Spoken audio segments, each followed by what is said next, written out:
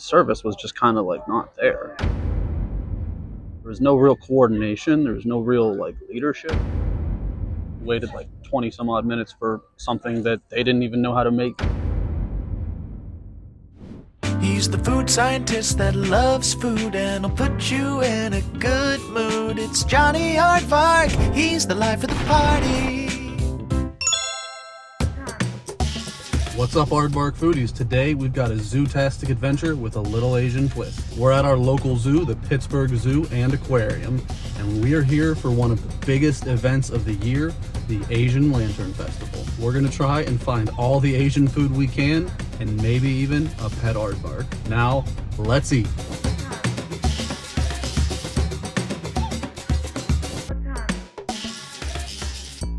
This festival that we're about to try out is full of all these amazing decorations and a lot of fun food. Can't wait to try it out. You all know about our fitness journey, so today we're taking the path less chosen. You know, I always loved coming to the Pittsburgh Zoo. We had so much fun playing on all of the cool jungle gyms and all the fun stuff that they have for kids here. They even have a full aquarium, which is pretty unique for Pittsburgh. I'm excited to be back. Can't wait to see hopefully some animals. One of my favorite definitely was the lions, tigers, a lot of cool ones.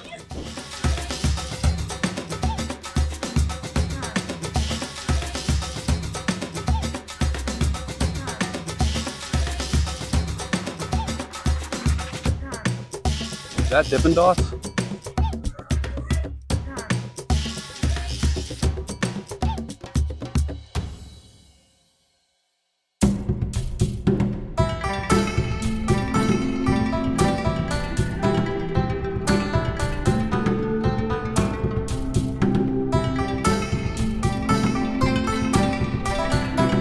Wonder if there are any aardvarks. We are very wise creatures after all. Hey, no lights on the aardvark, please.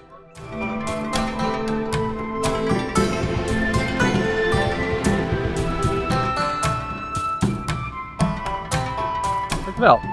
Just like all the exhibits at the zoo, we've got all these amazing facts on the animals that they are taking care of. A real-life rhino. That guy is pretty big. How does an aardvark compare to a rhino? Let's see. If I was a rhino, I'd be 1 to 2 years old, but I'm a lot older of an aardvark than that.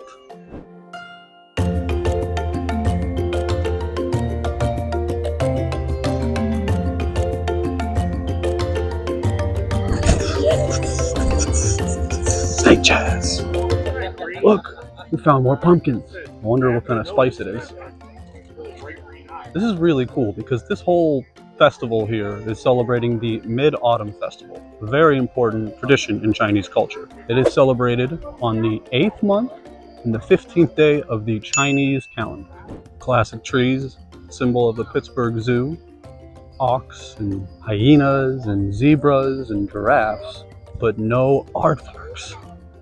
The Serengeti Great Migration. One of the world's most recognizable animals, giraffes can be found roaming the savannas and woodlands of Central and Southern Africa. Lewis and Socks, both Maasai giraffes, are the zoo's tallest residents. Lewis is 18 feet tall, and Socks is considered petite at 13?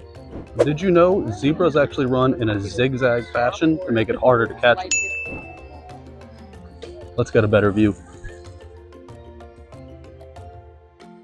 Fun fact, giraffes are actually called the watchtowers of the Serengeti, and they help keep track of predators.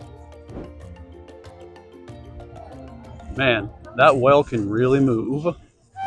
Sing, sing, sing, sing, sing, sing, sing, sing, sing, sing, sing.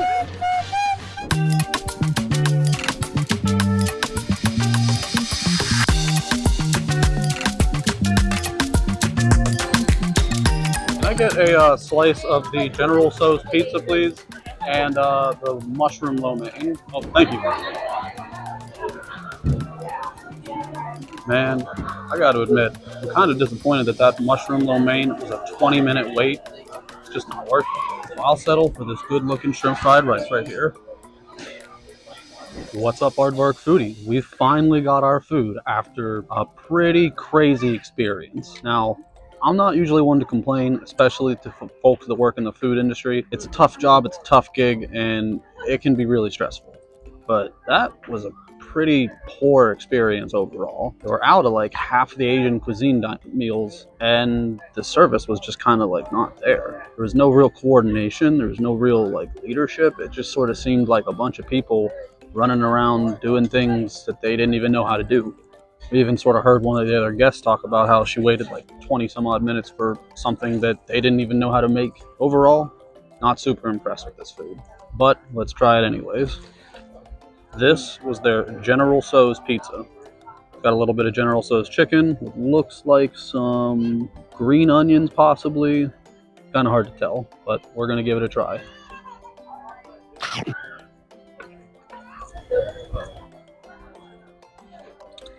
It's really cold, very salty, almost a little bit burnt on the chicken. Not very impressed. Honestly, I hate rating food low, but this isn't even past a 3 for me out of 10. Honestly, I'm gonna go 2.2, just because it's got cheese and sauce. Now, the shrimp fried rice. Okay sized piece of shrimp.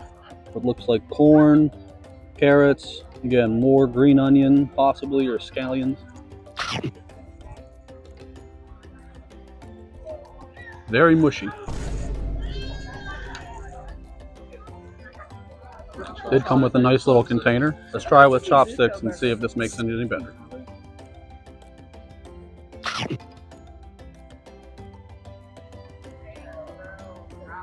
Even eating it authentically doesn't make it any better. It's a little bit better than the pizza because at least it's kind of warm. We'll give it a 4.7. Now, you got a classic reusable cup. Good water for some good hydration because of all the walking we've been doing. Overall, this experience was not what I was hoping for. I was expecting a lot from the Asian Lantern Festival held at the Pittsburgh Zoo and Aquarium. Honestly, we're gonna go with a 3.9. Sorry to say, it just was not that good.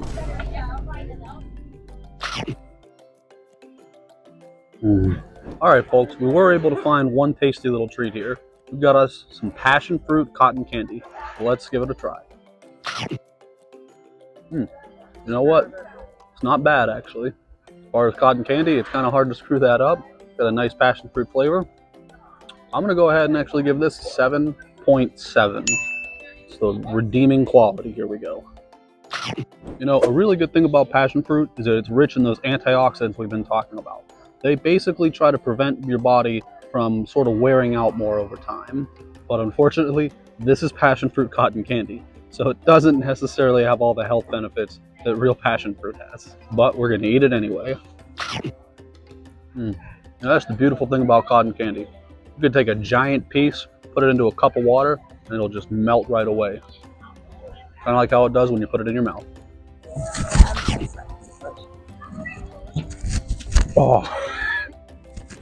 Oh, almost.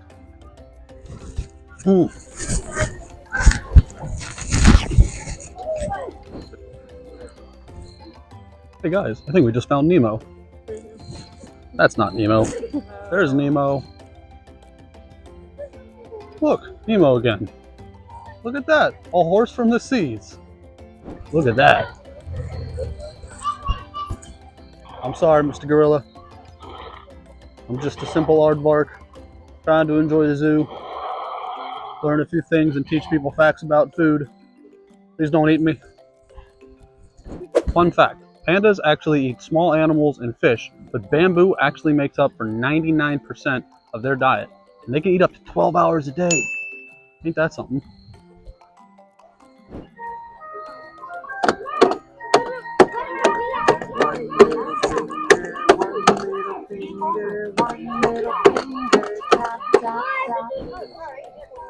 Would you look at all these wonderful, beautiful, colorful lights?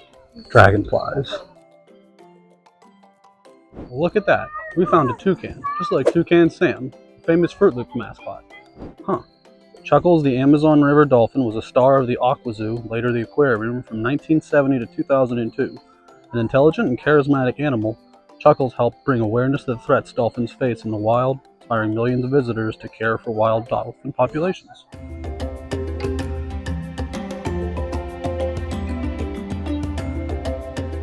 Wait, did we find the Dippin' Dots? And it's open. Hi, can I get the cherry and blue raz icy Dippin' Dots?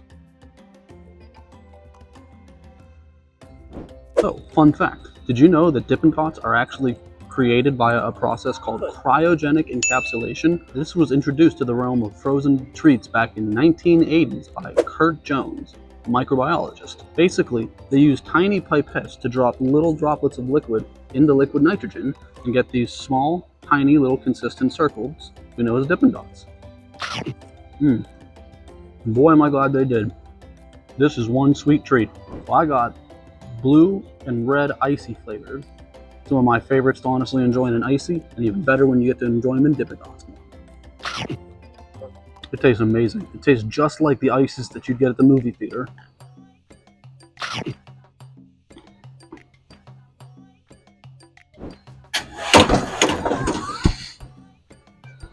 Ooh.